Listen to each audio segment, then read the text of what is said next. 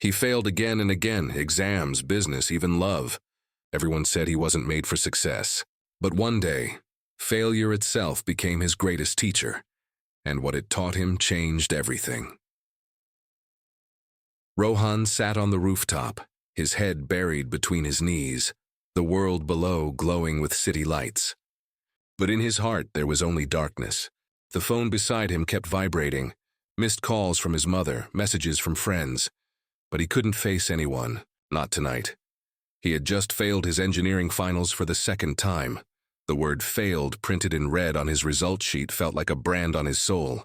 For everyone else, it was just a grade. For Rohan, it was proof that he wasn't enough.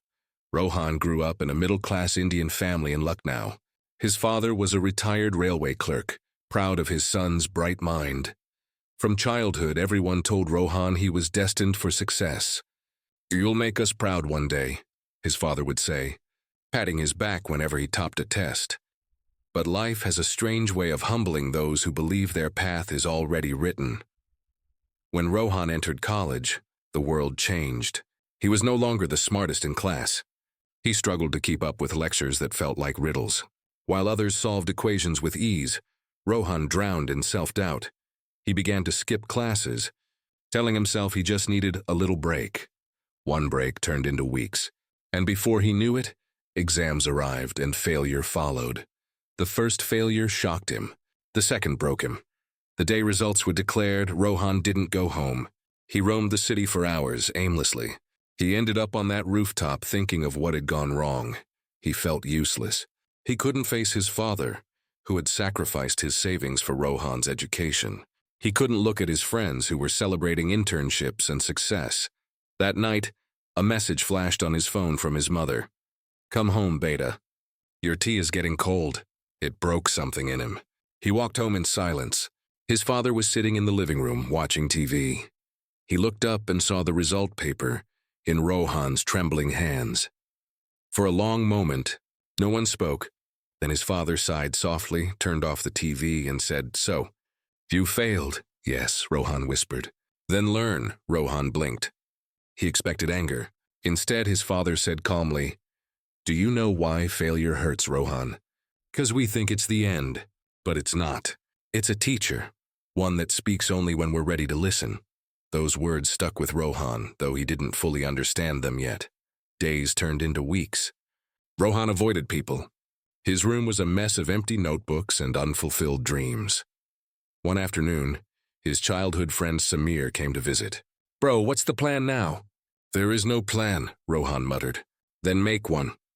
Failure isn't a full stop. It's just a comma. Samir told him about a local NGO that taught underprivileged kids on weekends. "Come volunteer," he said. "Maybe teaching them will teach you something too." Reluctantly, Rohan agreed. The first day, he stood before 10 children sitting on the dusty floor, wide-eyed and curious. Most didn't even have proper shoes. When he picked up the chalk, his hands trembled. "Sir, how do you spell dream?" One little girl asked. Rohan smiled weakly. "DREAM, he said. She repeated it softly, like it was a sacred word. That simple moment hit him hard. These kids had so little, yet their eyes shone with hope. Meanwhile, he, who had every opportunity, had stopped believing in himself. He realized something that day. Failure hadn't stolen his potential. It had stolen his perspective. Rohan began visiting the NGO regularly, teaching math, English, science, whatever he could. But in truth, he was the one being taught. The children taught him resilience. They failed 100 times, but still smiled and tried again. They didn't fear failure. They learned from it. Slowly, Rohan began applying that same mindset to his own life. He went back to his books, not with pressure, but curiosity. Instead of memorizing formulas, he started understanding concepts. Instead of fearing mistakes, he studied them. For the first time, failure wasn't a monster. It was a mentor. He began to see his life like an unfinished experiment. Every wrong answer was leading him closer to the right one. Months passed. Rohan reappeared for his exams. This time, he didn't chase perfection. He chased progress. He didn't score the highest, but he passed, and that victory meant more than any medal. But success didn't stop there. His experience at the NGO ignited a new passion in him: education. He began creating small video lessons online, simple tutorials for students who struggled like he once did. At first, only a few watched, but soon hundreds began subscribing. His honest, humble way of teaching connected with people. He called his channel Learn with Failure. In every video he began with the line, "I failed." And that's how I learned this. His authenticity inspired thousands. Students messaged him from remote villages saying his videos helped them pass exams. Some said his story gave them courage to keep going. For the first time, Rohan felt that his failure had found a purpose. One evening, Rohan's father came into his room while he was editing a video. The older man watched silently as Rohan spoke to the camera. "If you've failed, congratulations. You've just met your greatest teacher. Don't run away, listen, learn, and rise," his father smiled. "So that's what you learned from failure?" "Yes," Rohan said. "It broke me, but it also built me." His father nodded proudly. "You finally understood what I meant that night." They both laughed softly, the kind of laughter that comes only after pain has healed. Within 2 years, Rohan's channel crossed 1 million subscribers. He began conducting workshops across India, helping students overcome exam anxiety and fear of failure. At one such event, a student stood up and asked, "Sir, how do you stay motivated after failing?" Rohan smiled and replied, "I don't. I stay curious. Motivation fades, but curiosity makes you start again." The audience applauded. Cameras flashed. Yet Rohan's mind went back to the rooftop night years ago. The night he almost gave up. He realized something profound. Failure doesn't destroy you. It only introduces you to the parts of yourself you've never met. One morning, Rohan received a letter from his old professor who once failed him. It said, "I watched your story online. I failed you in my class, but life passed you with distinction. Keep teaching." He smiled, tears welling up. It wasn't about revenge or proving people wrong anymore. It was about gratitude for every stumble that taught him strength.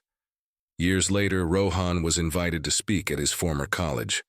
Standing on the same stage where he once sat as a scared student, he looked at the crowd and said, "When I was here, I thought failure meant I was useless. But now I know it meant I was learning.